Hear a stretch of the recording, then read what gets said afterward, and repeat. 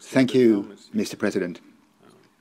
Thank you, Mr. Vice President Sefcovic. I'll start by thanking you. We haven't met since the crisis for the method. I would like to say that I'd like to thank you for the determination that you showed in defending the method, which was a defense based on principles, and I would say politically courageous. And I know that it's not something that the member states saw in a very good light. So I started by some positive things, but let me also say that in this process now, we feel a bit like you're treating us like Pavlov's dog, that it's not worth explaining things to us because by definition we'll be against it. That's sometimes the feeling that we've had in the procedure which led to the adoption of this position. It was as if you'd already decided that we would be against anything, whatever you proposed, that we were totally disconnected from reality, that we don't read the newspapers, that we're not showing solidarity with the people of Europe.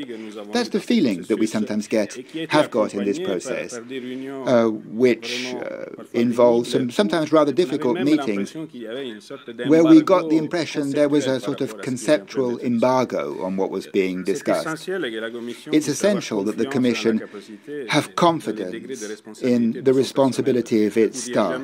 You would never get the results that you want to achieve with this college if your staff were not able to understand and to follow and to grasp the details. But the decision process that we've been through, as far as I'm concerned, has been very difficult. Receiving yesterday not a basic position, but actually a draft regulation already, I don't think that can be reconciled with the undertakings that you've just taken and the things that you've just said, and that we heard with a measure of relief.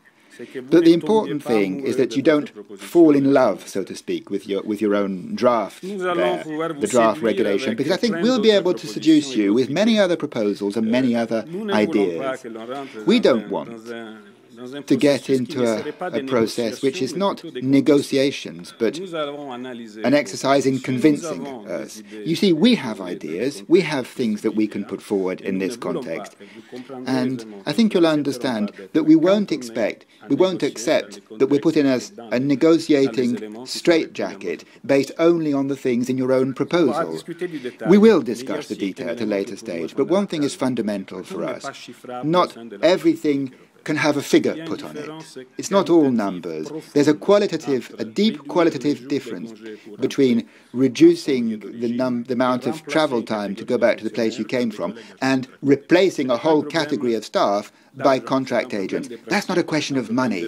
That's a question of principles and values which underpins the European civil service. This choice you've made of replacing the secretaries by contract staff is a different political decision.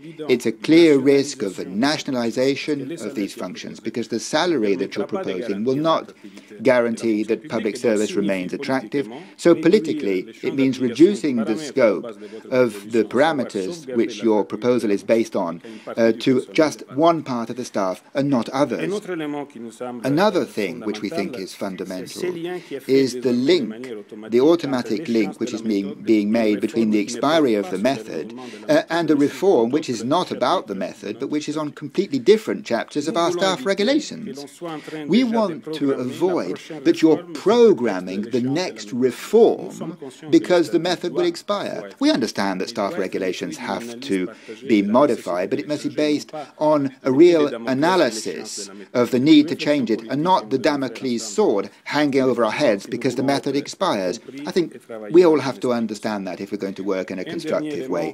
One final element which is important. You mentioned solidarity. Yes, solidarity is at the heart of our action and our vision of the European civil service. Solidarity to the people outside, to colleagues and citizens who have problems and are in difficulty, but also solidarity within the services. You can't go on thinking that the European civil service, your employees, are all privileged, all treated in the same way, all benefit from the privileges that, fingers are often pointed at us. There are difficulties within the services.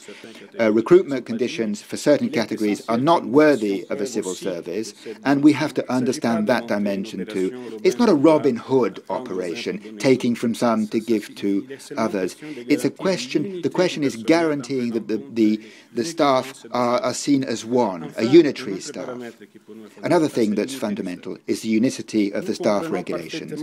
We quite understand the risks of this operation for our secretary colleagues. We know what we're moving towards on this basis. That is, that option is adopted by the Commission and excluded by the Council and the Parliament that don't want it.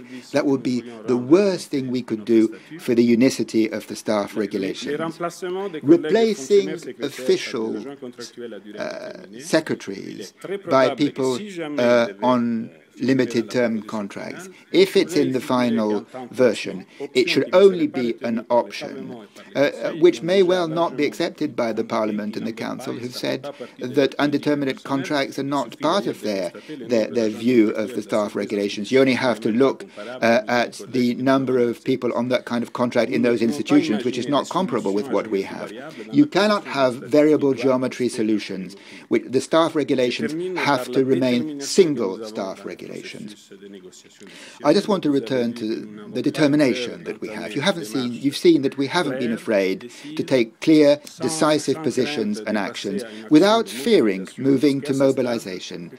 Because at this stage of the decisional process that's been adopted, we think it's lacked some of the basic principles that we have to have, one of which is trust. I repeat that very clearly. You've explained some of the things so far, but nothing's been explained with us because you wanted to preserve the collegial nature of your institution. That's been your approach. That's what you said to us. Nonetheless, we felt that there's been a lack of trust, a lack of confidence, which is based on your idea, apparently, that whatever you propose, we'll be against it because we're unable to understand. We live in a different world. That is not true. We will show that that is not true. And it's important that on your side there is a clear undertaking that negotiations which we carry out will not simply be you convincing us that you're right. It will be a genuine negotiation based on your proposals, but also our proposals. Thank you, Mr. President.